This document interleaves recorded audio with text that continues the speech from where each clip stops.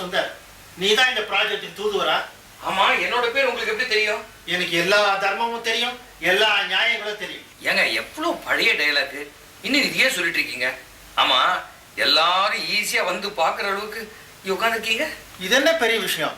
யார் வேணாலும் என்ன பார்க்க வரலாம். பால்காரன், கரிகாக்காரன், தபால்காரன் எல்லாம் வரலாம். ஆனா போலீஸ்காரன் மட்டும் வர முடியாது. போலீஸால வர முடியும், ஆனா அவங்க இங்க வர முடியாதபடி மேலிடத்துல புடிச்சு வச்சிருக்காங்க. நான் இப்ப வந்து அவ பார்க்கணும். முடியாது. வேணும்னா அவங்களோட குரலை கேட்கலாம். தம்பிகளா, கேசட்டை போடுங்க. கேசட்டா? நான் இங்க நல்லபடியா இருக்கிறேன், வேளா வேலைக்கு சாப்பிடுறேன். யோ, இன்னும் 2 பீஸா கொண்டு வாயா. என்ன கடத்தினதுனால யாரும் ஸ்ட்ரைக்கோ வன்முறையிலோ ஈடுபட வேண்டாம். முக்கியமா என் புருஷனுக்கு குடிக்க தண்ணி கூட கொடுக்க கூடாது. ராட்சசி.